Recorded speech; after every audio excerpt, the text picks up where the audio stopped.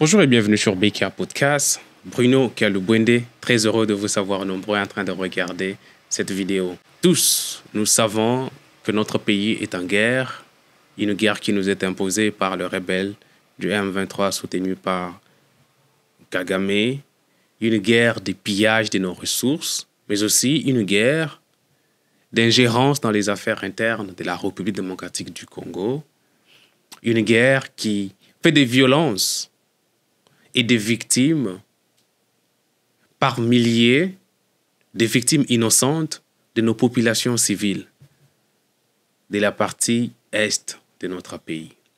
Ceux qui meurent, ceux qui sont tués, c'est des Congolais qui n'ont rien à voir dans les conflits d'une part personnels qui existent entre le président de la République, Félix Tshisekedi, et M. Corneille Nangaa, puisque les deux parts de ces conflits, c'est que le gouvernement de la République aurait exproprié M. Corneille Nangaa de ses carrés miniers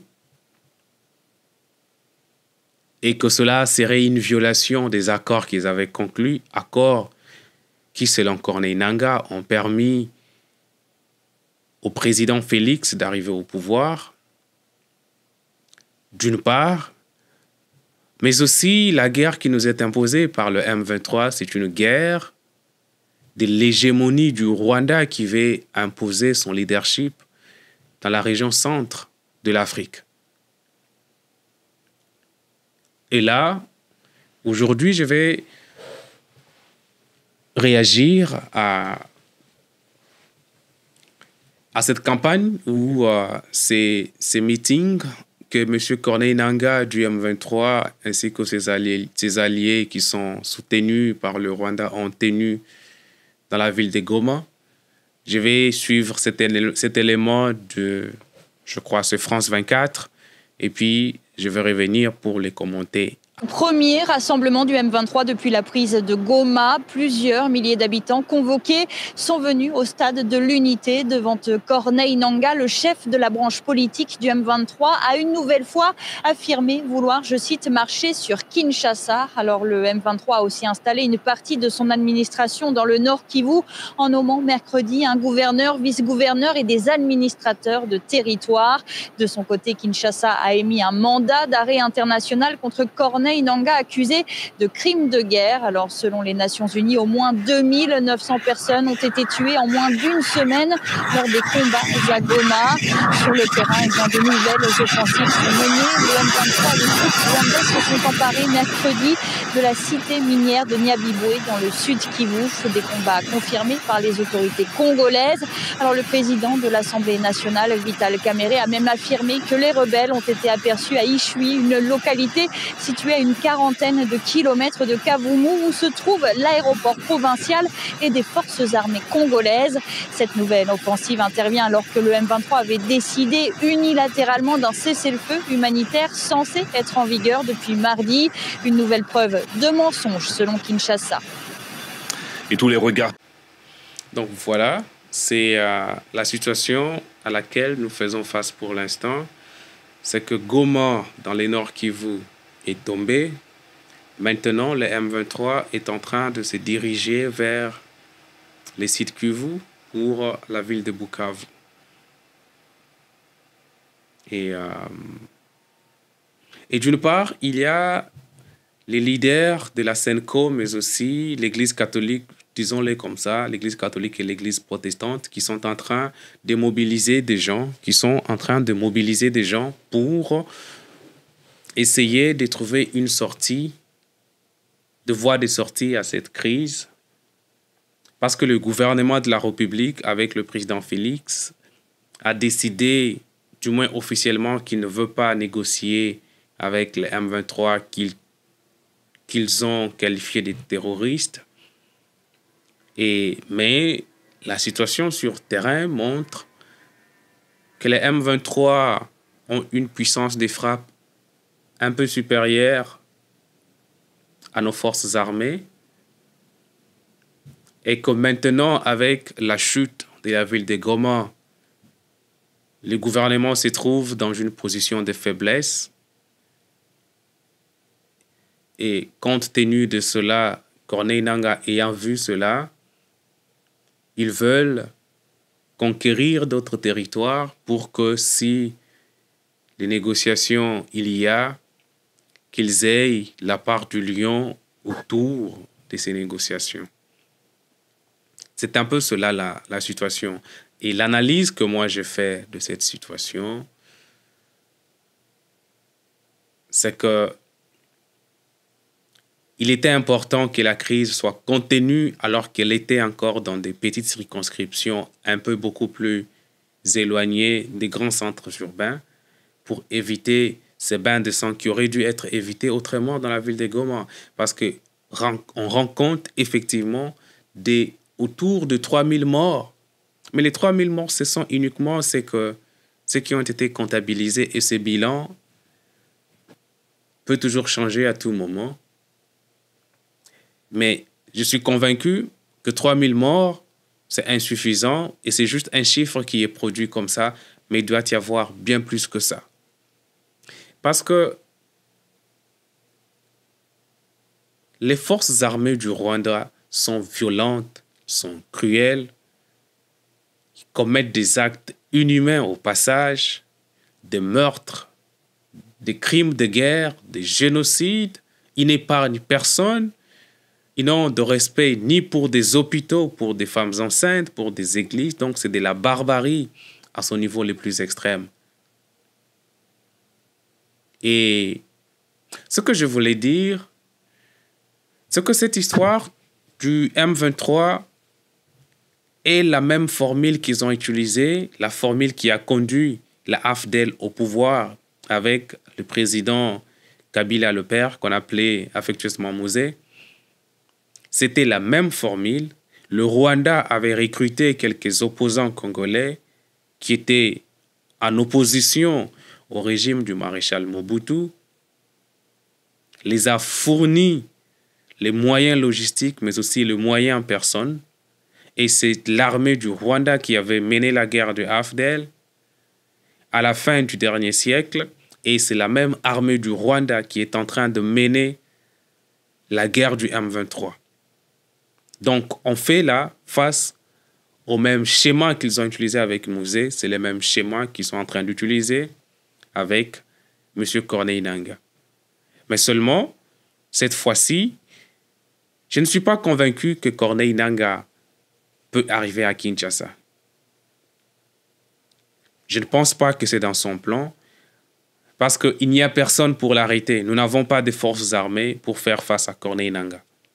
Malheureusement, nous avons une armée qui est désorganisée, qui n'est pas équipée, qui n'est pas motivée, une armée qui a été meurtrie par de nombreux détournements de deniers publics affectés au secteur militaire, détournements par de nombreux conseillers du président de la République, des ministres qui se sont succédés à la tête du ministère de la Défense, corruption des généraux, corruption mais aussi infiltration, mais aussi trahison. Donc, c'est une guerre qui est difficile pour être menée dans le contexte actuel. Le président Félix, une fois arrivé au pouvoir en 2018, il croyait bâtir une armée. Mais les actions qu'il a menées pour bâtir une armée républicaine n'ont pas porté parce que ces actions ont été étouffées par cet élan de corruption généralisée,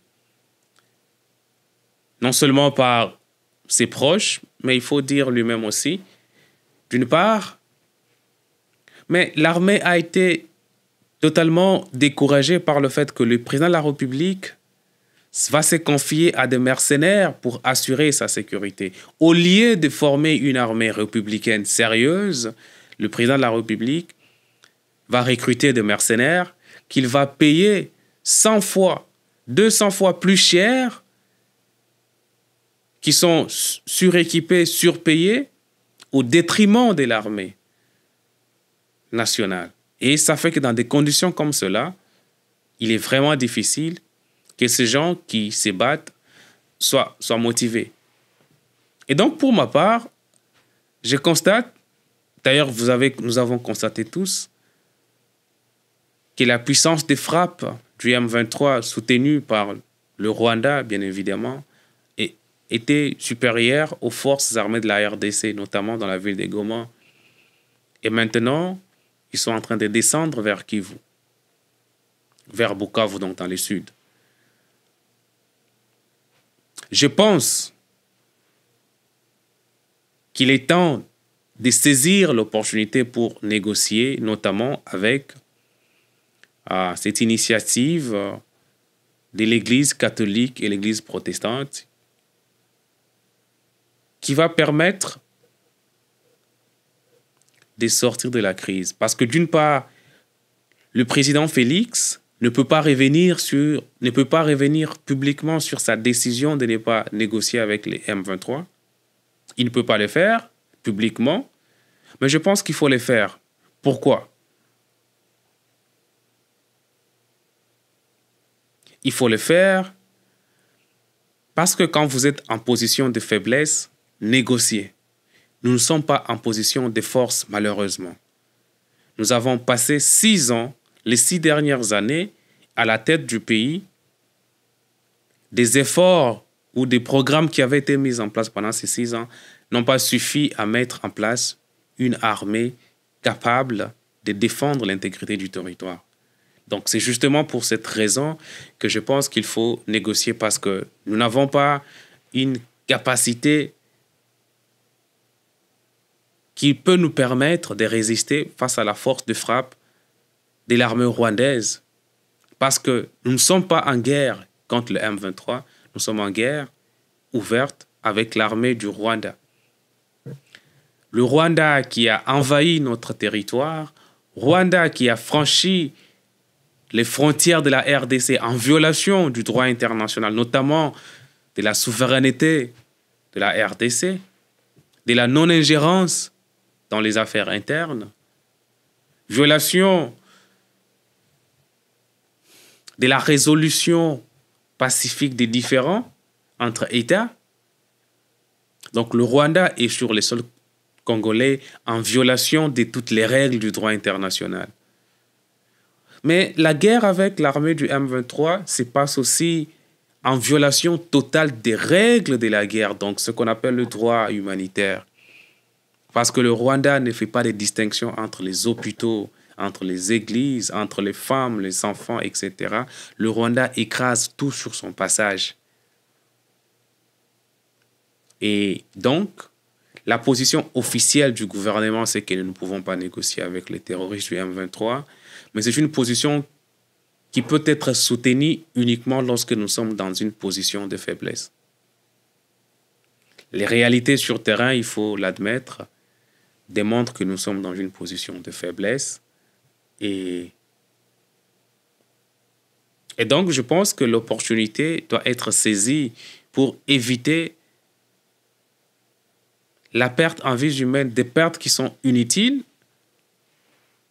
parce que les raisons de la guerre du M23 sont de fausses raisons, ce sont des prétextes qui ne peuvent pas être justifiés, et ça, tout le monde le sait, nous le savons tous, les médias le savent, la communauté internationale le sait, tout le monde le sait, cela n'est un secret pour personne. C'est une guerre fausse, c'est une guerre qui est menée sur des prétextes qui sont faux, qui ne peuvent pas être justifiés, quoi qu'on dise. Et c'est le même schéma qui avait été utilisé avec Mouzé, le père, qui sont en train d'utiliser maintenant avec Corneille Nangaa. Et nous avons passé tout ce temps, tous ces 30 ans, sans bâtir une armée qui soit en mesure de répondre à un tel affront.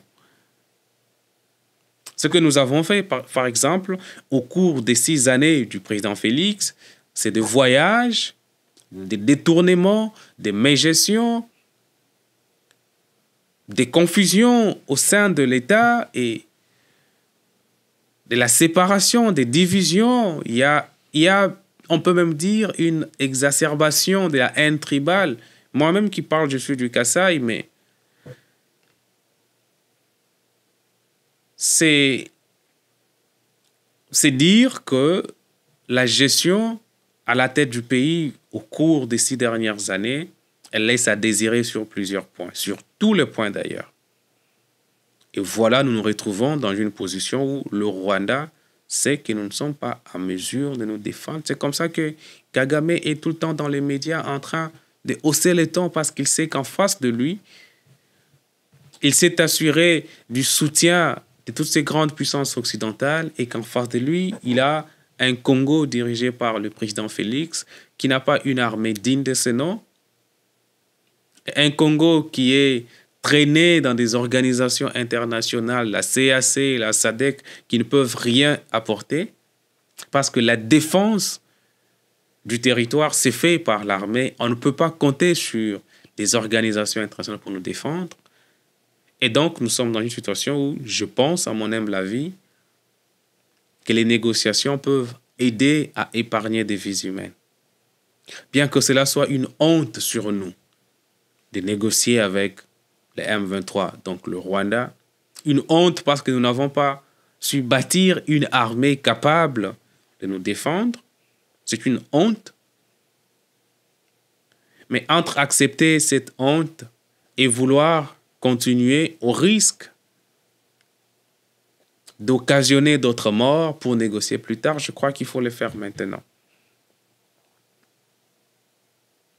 Parce que ce que nous assistons, c'est que la communauté internationale est en accord avec le Rwanda. Les morts congolais ne servent à rien. De nombreux Congolais qui meurent tous les jours ne servent à rien. Des femmes congolaises qui sont violées jour et nuit,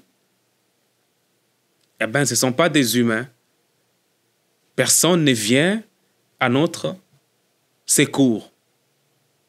Nous avons un gouvernement qui ne sait pas défendre le territoire national et vous avez une communauté internationale complice du désastre humain qui est en train de s'abattre sur mon peuple et sur mon pays.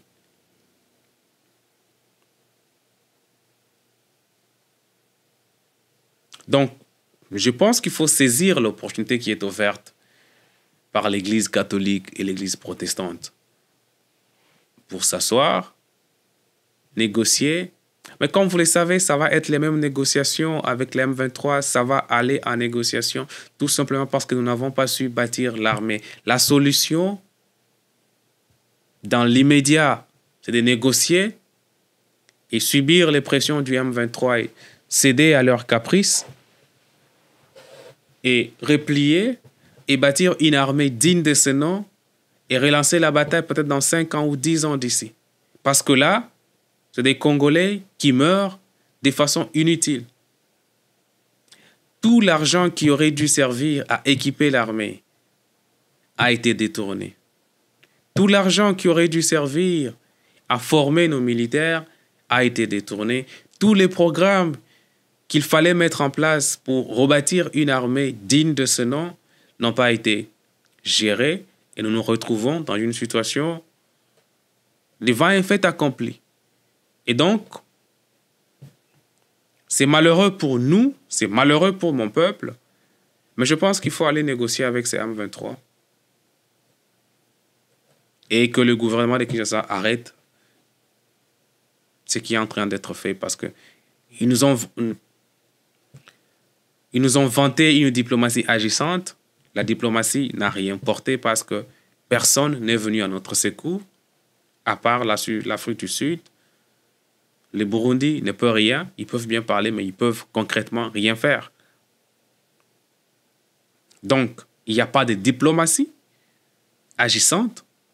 On nous a parlé de la montée en puissance des FARDC, qui est un mensonge. Il n'y a pas de montée en puissance des FARDC parce que les détournements, la corruption, la mégestion, toutes ces choses combinées ont porté un effet négatif sur notre armée. Ça veut dire que nous n'avons toujours pas d'armée capable de défendre l'intégrité de nos territoires nationaux. Et donc, l'intégrité de notre territoire national ou l'intégrité de notre souveraineté. Donc, nous sommes devant un fait accompli et je pense mieux vaut subir l'humiliation temporaire. Tshisekedi va faire son mandat partir Et peut-être celui qui viendra après Tshisekedi. Peut-être. Nous ne savons pas qui ça sera. Et peut-être que celui-là peut nous donner la fierté et la dignité du peuple congolais. Je crois que le prochain gouvernement ou la prochaine campagne électorale doit être concentrée essentiellement sur la reconstruction ou la construction d'une armée à la mesure du Congo. Une armée qui doit comprendre que nous vivons avec des voisins qui ont des velléités sur nos richesses. Une armée qui est bâtie sur l'idéologie selon laquelle nous n'avons à compter que sur nous-mêmes et jamais sur une prétendue communauté internationale. Une armée disciplinée, une armée sérieuse, mais que des personnes qui doivent diriger cette armée doivent être des patriotes, mais aussi des gens compétents, mais des gens intègres. Voilà un peu ce que je pense. Dites-moi ce que vous en pensez. Dans tous les cas, merci beaucoup d'avoir regardé. Je vous retrouve dans une prochaine vidéo. À plus.